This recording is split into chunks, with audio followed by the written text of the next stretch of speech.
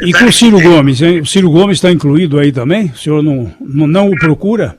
Aliás, deixa eu só emendar aqui, Zé, e ler uma frase do Ciro Gomes que ele falou ontem sobre o ex-presidente Lula e falou o seguinte: o grande problema do Lula é que ele ficou tão forte, tão popular que se corrompeu e a partir daí passa a fazer um mal extraordinário ao país. O último mal chama-se Jair Messias Bolsonaro. O Ciro é a figura mais engraçada do mundo. Quando você tem uma pessoa, acho que vocês conhecem, eu conheço algumas pessoas no Brasil, que eles têm a mania de saberem tudo. Então, quando a pessoa sabe tudo, tudo mais fica pequeno para essa pessoa. O Ciro tenta responsabilizar o PT pela eleição do Bolsonaro. Ele esquece que as eleições em 2 turnos foi uma grande conquista nossa, não foi fácil aprovar a eleição em 2 turnos, para que a gente permitisse que todos os partidos disputassem as eleições no primeiro turno, apresentassem o seu programa e depois fosse para o segundo turno os dois mais fortes. Ora, o que o Ciro não se conforma é que eu consegui fazer aliança com o PCdoB, com o PSB, que se fosse por ele tinha ganho. Ora, para o Ciro ir para o segundo turno, é preciso ele ganhar o primeiro turno. Ele tem que aprender isso, sabe? Não é porque alguém diz, olha, o Zé Paulo de Andrade, se for para o segundo turno, ele ganha. Então, você, Thaís, é candidata, falando, vou desistir pelo segundo turno. Não. Ele precisa passar pelo primeiro turno. O Ciro não passou. É a terceira campanha que ele não passa. Ele quer anular o PT pelo segundo turno? Não. O Ciro vai disputar com o PT outra vez. Agora, qual é o papel do Ciro? É lamentável, porque eu tenho gratidão ao trabalho do Ciro comigo. É lamentável. Você nunca me viu falar mal do Ciro. Mas é lamentável que ele esteja fazendo o discurso que a extrema-direita faz nesse país a vida inteira para ver se ele consegue ganhar os votos que não votaram no Alckmin e votaram no Dória.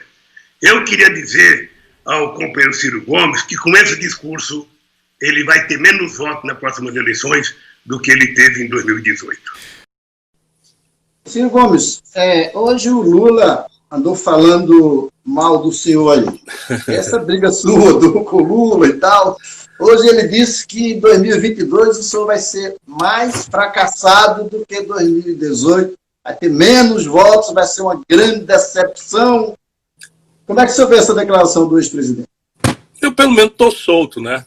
Não tenho ameaça de prisão nenhuma. Mas eu não quero ficar nesse nível, não. O Lula não está nada bem, Magno.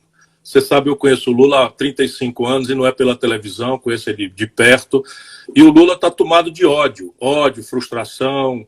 Ele achava que o povo brasileiro devia ter descido em Curitiba, ter destruído a Polícia Federal e ter levado ele para o poder como Lula primeiro e único, não é? E isso deformou o Lula.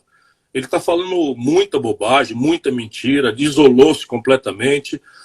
E é isso, é sempre a expressão do rancor, né, da mágoa, do ódio e tal. Eu estou noutra, eu não estou nisso por projeto pessoal. Né? Se eu tivesse nisso por projeto pessoal, eu tinha aceitado participar da fraude que ele montou em 2018. Ele me convidou para ser o vice da candidatura mentirosa dele, que ele sabia, todos nós sabíamos que ele não poderia ser candidato, e eu nunca aceitei, porque eu acho que o povo brasileiro merece respeito. Agora, esse rancor que o senhor fala é dele próprio ou do partido dele também?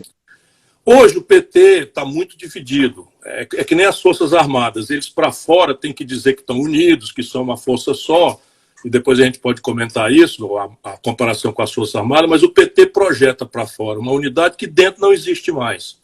Né? A burocracia lulopetista que se corrompeu, né, excluiu até o próprio debate. E aí você fica numa coisa que basicamente é o seguinte, olhando para trás, não para punir ninguém, mas para a gente refletir sobre o Brasil de hoje e do futuro. Não é? Será que o povo brasileiro virou tudo fascista e gado, como eles chamam? Será que 70% do eleitorado de São Paulo, que deu tantas vitórias ao PT, de repente virou fascista? 70% do eleitorado do Rio de Janeiro, que deu tantas vitórias ao Lula, inclusive Sérgio Cabral, essas coisas, tudo apoiado pelo Lula, virou todo mundo fascista? A Dilma ganhou do Aécio em Minas Gerais, quando era uma desconhecida, só porque foi apontada pelo Lula, de repente 70% do povo de Minas Gerais virou fascista. O sul do Brasil todo, que deu grandes vitórias ao Lula, virou todo mundo fascista. Essa coisa, não sabe, descolou da realidade. E aí ficar chamando o nosso povo de fascista e de gado é uma coisa que não permite a gente se reconciliar. entender o que aconteceu. Essa é a grande tarefa que o Lula não deixa o PT fazer. E aí o que está acontecendo? Veja, por exemplo, o resultado das eleições de 2016. Já ali estava assinado. Eu e ele apoiamos, eu indiquei a vice, o PDT indicou a vice de São Paulo do Haddad. E o Haddad tirou 16% dos votos, Mário. 16% no cargo de reeleição. Ele perder a eleição é uma coisa democrática, não tem nada de... Mas ele foi um prefeito muito ruim, o Haddad, né? Pois esse é o homem que o Lula escolheu para ser o candidato a presidente da República, quando a força dominante na luta brasileira, todas as pesquisas mostravam, era o antipetismo. Por quê? Porque o Lula não está mais preocupado com o Brasil, ele está preocupado só com o microprojeto da turma dele dentro do PT. Aí se você olhar, Tasso Genro, Olívio Dutra, Paulo Paim, enfim, o Rio Grande do Sul praticamente todo, o Suplicy em São Paulo, Padilha em São Paulo, né? Essa gente toda está excluída. O Rui Costa e o Jacques Wagner na Bahia, Camilo Santana no Ceará, o Wellington Dias no Piauí, essa gente toda está fora, e quem dá as cartas é uma gente cada vez mais medíocre, cuja característica é ter a folha corrida suja. Porque parece que o Lula sente essa necessidade de travar o debate, e aí fica dizendo para o povo brasileiro coisas que não aderem à realidade. Né? O Palocci é o braço direito do Lula. Não é possível fazer de conta que o Palocci é uma coisa passageira, era o braço direito do projeto de poder do Lula, e eu confesso, devolveu 100 milhões de reais, além da tragédia econômica. Não é razoável, não é, que o Brasil, depois de 14 anos de um governo que da boca para fora se afirma ser de esquerda, tenha terminado com a pior concentração de renda do mundo. 5 brasileiros, Mário, acumulam a fortuna de 100 milhões de nacionais. O pior sistema tributário do mundo, não se tentou mudar uma vírgula, que é um sistema que só cobra imposto da classe média e do povo trabalhador e que deixa os ricos sem pagar imposto. O imposto de renda líquido da classe rica brasileira é de 6%. Se você pegar os abatimentos, as isenções, etc., e dividir, dá 6%, quando nos Estados Unidos a alíquota progressiva, ou na Europa, é de 40% para os ricos. Então, tudo isso caiu, sabe? Quando a farra de consumo financiada pelos altos preços das commodities estrangeiras, permitiu ao Lula expandir o crédito de 15% para 55% do PIB, melhorou o salário mínimo de $100 a poder de compra para $320 e consolidou a rede de proteção social. Isso expandiu o consumo de 40 milhões de pessoas. Isso é uma obra do Lula que a gente tem que reconhecer, e nenhum petista é mais sério do que eu em levantar os números. Só que isso foi feito só em olhar para o calendário eleitoral. O resultado prático, como faltava projeto, quando esses preços das commodities, dos produtos tradicionais, minério de ferro, petróleo bruto, soja, milho, caíram, despencaram ali, não é, por 2014, antecipando a crise que explodiu no colo da Dilma, aquele crédito que virou de 15% para 55% virou 70 milhões de brasileiros humilhados com o nome no SPC. Só para você ter uma ideia, 5 milhões de garotos brasileiros estão endividados no SPC pelo FIES. Então todo mundo adorou o FIES, né? As pessoas não perceberam que o Lula estava emprestando dinheiro para as pessoas construírem o maior conglomerado de educação privada do mundo. Ok, foi bom, perdemos o emprego, perdemos a renda, a garotada brasileira no começo da vida, humilhado no SPC, se sentiu enganado. A economia brasileira caiu 3,2% em 2015 e 3,5% em 2016. Agora o Bolsonaro vai bater o recorde, mas essa queda é a pior desastre econômico da história. Então, se você juntar um desastre econômico, a sensação de enganação eleitoral, né? Porque no dia seguinte da eleição, o dólar explode, igualzinho lá atrás no Fernando Henrique. Né? O desemprego explode, o desemprego quando a Dilma tomou posse era 4%, quando ela caiu era 14%. Percebe? Então as pessoas não são idiotas. E o Lula pensa que ainda está naquele tempo, né, do São Lula, que podia dizer e acontecer. Aí fala que houve um golpe no país. Tudo bem, o Ceará deu 2/3 dos votos porque não havia causa jurídica para o impedimento da Dilma, embora fizesse um governo desastroso. Portanto, eu estava ali, ajudando.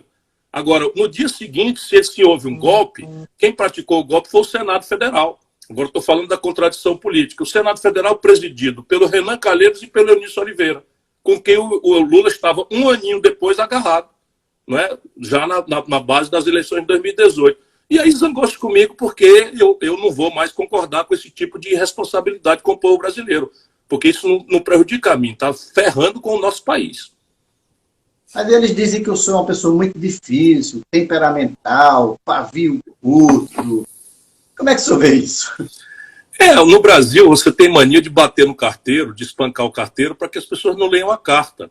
Se isso fosse verdade, será que eu já teria sido ministro da Integração Nacional, a quem ele, Lula, entregou a tarefa mais difícil de fazer o Projeto de São Francisco, que quando passar a história, sabe o que vai ficar do governo do Lula? A criação de universidades e o Projeto de São Francisco. Pois esse Projeto de São Francisco ele entregou a mim. E eu nunca vou... esse projeto, Ciro, ele teve depois... Não, mas deixa eu continuar respondendo a outra questão. Sim. Porque Sim. Será que teria sido um pavio curto, uma pessoa difícil, entregar a mais importante tarefa?